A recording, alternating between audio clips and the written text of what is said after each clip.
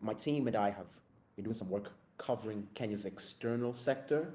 I put their names right in the description to give us all the credit. Now,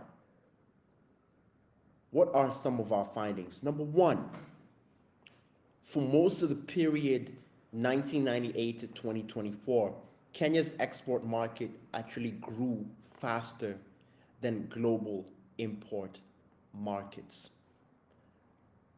What does that mean? Kenya has been exporting to emerging markets. Those emerging markets, judging even by the name that they've been given, they've been growing faster than advanced markets. Well, one reason you could see is that if emerging markets are starting from a lower base, so they can grow faster. Now, on the other side, on the supply side, Kenya and Kenyan exports have been destined for emerging markets. What's the value of international trade anyway, right? And what does it matter to the average person? Who cares? Well, it matters because if incomes rise through engaging in more knowledge-intensive activities, right? Then you want to engage in whatever knowledge-intensive activities are available. Now, by being plugged in to the global value chain, in what way, right? Imagine that for a given final product, there's a process, right? There's steps to complete that product. And if a product is knowledge intense, that means you need a number of people to plug in to build that product. Now, in the modern day, in order to capitalize on what are called comparative advantages, that is, advantages that are found in specific geographic regions because the specific specializations that have emerged in those areas.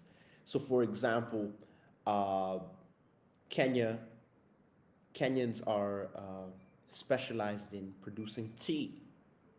So you don't want to just sell the tea to the local market. You want to find as many markets as possible because the local market might be too small. So that's one way that you plug in to global markets. Another way would be that you are involved in a step in the process of producing some final product.